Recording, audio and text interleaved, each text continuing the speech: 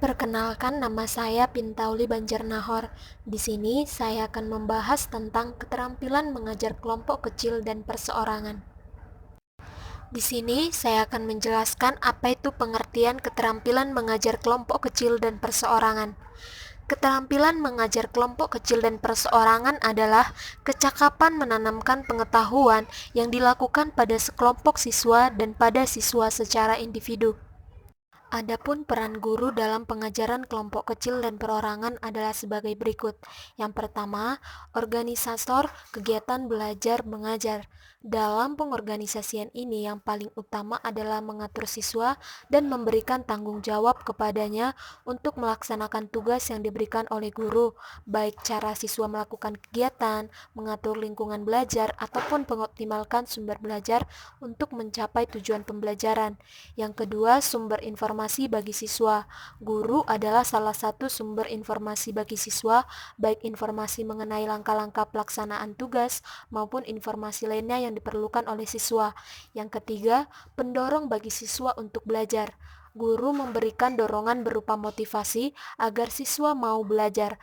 Guru harus menciptakan kondisi kelas yang merangsang siswa untuk melakukan kegiatan belajar dalam kelompok kecil dan perseorangan.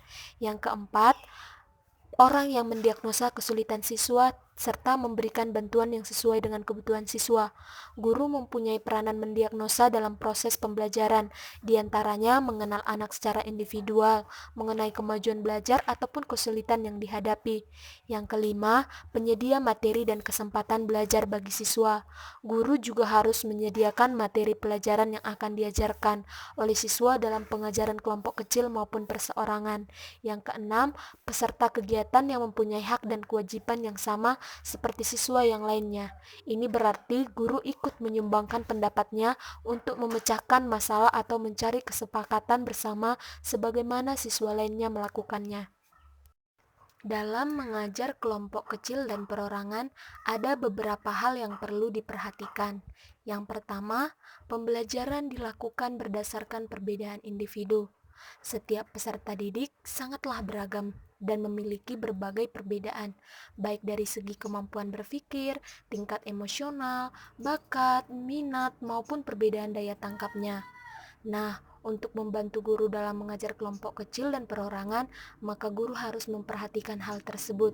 Misalnya, siswa yang daya tangkapnya kurang dijadikan satu kelompok, atau siswa yang agak agresif dijadikan satu kelompok. Yang kedua, memperhatikan dan melayani kebutuhan siswa. Pada dasarnya, setiap siswa memiliki latar belakang yang berbeda-beda, baik dari lingkungan keluarga, lingkungan sekolah, maupun lingkungan masyarakat. Misalnya, ketika ada siswa yang tidak mampu membeli buku paket atau keperluan sekolah, ada baiknya guru meminta siswa lain untuk bersedia bersama-sama, atau juga bisa pihak sekolah memberikan pinjaman. Yang ketiga, mengupayakan proses belajar mengajar yang aktif dan efektif. Cara untuk membuat pembelajaran aktif dan efektif, ada baiknya guru berusaha semaksimal mungkin aktif di dalam memberikan bimbingan belajar. Misalnya, ketika guru memberikan tugas diskusi kelompok, maka guru harus selalu mengawasi jalannya diskusi dan membantu siswa yang membutuhkan bantuan saat mengalami kesulitan. Yang keempat, merangsang tumbuh kembangnya kemampuan optimal siswa. Tugas guru tidak hanya mengajar saja, tetapi tugas guru pada dasarnya adalah membantu tumbuh kembang siswa secara optimal, baik dari aspek intelektual, moral, sosial, maupun aspek fisik. Secara tidak langsung, guru telah membantu tumbuh kembang siswa-siswanya. Misalnya, dari segi aspek moral, aspek emosional, aspek sosial dilakukan melalui teladan, cara pola asuh guru terhadap siswa, tutur bicara siswa dan guru, yaitu penggunaan bahasa yang sesuai dengan tingkat perkembangan siswa. Dari segi aspek fisik, misalnya guru mengadakan senam 1 minggu sekali, guru mengadakan ekstrakurikuler olahraga, dan siswa bisa mengikuti ekstrakurikuler tersebut sesuai bakat ataupun minat. Yang kelima, pergeseran dari pengajaran klasikal ke pengajaran kelompok dan perorangan. Bagi calon guru, sebaiknya dimulai dengan pengajaran perseorangan, kemudian secara bertahap kepada pengajaran kelompok kecil. Sedangkan bagi guru yang sudah terbiasa menggunakan pengajaran klasikal, ada baiknya mulai secara pengajaran kelompok, kemudian kepada perseorangan. Yang keenam, langkah pengajaran kelompok kecil dan perorangan. Dalam kelompok kecil, langkah-langkahnya adalah mengorganisasi siswa, sumber, materi, ruangan, serta waktu yang diperlukan. Dalam pengajaran perseorangan, guru terlebih dahulu harus mengenal pribadi siswanya. Misalnya, siswa yang memiliki kesulitan soal matematika penjumlahan, guru perlu memberikan bimbingan perseorangan. Yang ketujuh, menggunakan berbagai variasi dalam pengorganisasiannya. Ada 3 variasi organisasian, yaitu variasi pengelompokan, variasi penata ruangan, dan variasi sumber belajar. Di dalam pembelajaran pasti akan ada kebosanan, dikarenakan guru tidak akan mungkin bisa mengontrol secara terus-menerus terhadap semua kelompok belajar. Untuk menghindari kebosanan ini, haruslah ada variasi dalam pembelajaran. Misalnya, siswa diminta memilih sendiri kelompok belajarnya. Bisa juga siswa ditawarkan untuk memilih sumber belajar yang diinginkan saat kegiatan pembelajaran. Keterampilan mengajar kelompok kecil dan perorangan dibagi menjadi 4 komponen. Yang pertama, keterampilan mengadakan pendekatan secara pribadi. Pengajaran kelompok kecil dan perorangan mempersyaratkan terjadinya hubungan yang akrab dan sehat antara guru dan murid, serta antara murid dan murid. Nah, untuk itu, guru perlu memperhatikan dan melakukan hal-hal sebagai berikut. Yang pertama, tunjukkan perhatian yang hangat. Yang kedua, mendengarkan pendapat murid. Yang ketiga, berikan respon yang positif. Yang keempat, ciptakan hubungan saling percaya. Yang kelima, tunjukkan kesediaan membantu murid. Yang keenam, bersikap terbuka terhadap murid. Dan yang ketujuh, kendalikan situasi agar murid merasa aman.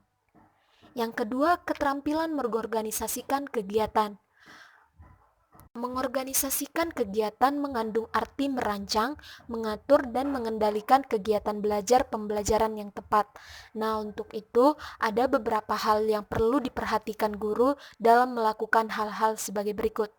Yang pertama, adakah pengenalan umum mengenai isi dan latar kegiatan belajar yang akan dilaksanakan, yaitu meliputi pemberian orientasi umum tentang tujuan, tugas, cara kerja, waktu, tempat kerja, dan sebagainya sebelum kegiatan kelompok atau perorangan dimulai. Yang kedua, gunakan variasi kegiatan sesuai kebutuhan. Memvariasikan kegiatan yang mencangkup penyediaan ruangan, peralatan, dan cara melaksanakannya. Yang ketiga, adakan pengelompokan murid yang sesuai dengan tujuan. Pengelompokan murid dibentuk secara tepat agar tujuan pembelajaran dapat tercapai dengan baik. Misalnya, mengelompokkan berdasarkan tempat duduknya, kemampuannya, atau menurut keinginannya. Yang keempat, koordinasi kegiatan. Jangan lupa mengorganisasikan aneka kegiatan yang berlangsung. Yang kelima, berikan perhatian pada berbagai tugas yang diberikan. Guru yang baik juga akan membagi perhatian kepada berbagai tugas dan kebutuhan murid, sehingga murid selalu merasa bahwa guru ada bersama mereka, karena bantuan yang mereka perlukan selalu diberikan pada saat yang tepat. Yang keenam, usahakan agar pada akhir kegiatan selalu ada penyimpulan. Yang ketiga, keterampilan membimbing dan memudahkan belajar. Bimbingan berfungsi memberi jalan sebagaimana baiknya murid mempelajari sesuatu, sedangkan kemudahan belajar berfungsi untuk memberikan suasana yang mendorong murid untuk meningkatkan aktivitas belajar. Nah, untuk itu ada beberapa hal yang perlu diperhatikan oleh guru. Yang pertama, berikan penguatan terhadap perilaku murid yang baik. Yang kedua, melakukan supervisi proses awal dan bersikap tanggap terhadap keadaan murid. Yang ketiga, melakukan supervisi proses lanjut. Yang keempat, mengadakan supervisi pemanduan yang bertujuan untuk menilai pencapaian tujuan kegiatan serta menyiagakan untuk mengikuti kegiatan akhir. 4. Keterampilan merencanakan dan melaksanakan kegiatan pembelajaran. Keterampilan merencanakan dan melaksanakan kegiatan belajar mengajar ini mencangkup, yang pertama, membantu murid menetapkan tujuan pelajaran dan menstimulisasi murid untuk mencapai tujuan tersebut. Yang kedua, merencanakan kegiatan belajar mengajar bersama murid. Yang ketiga, bertindak atau berperan sebagai penasihat bagi murid bila diperlukan. Yang keempat, membantu murid menilai pencapaian dan kemajuannya sendiri.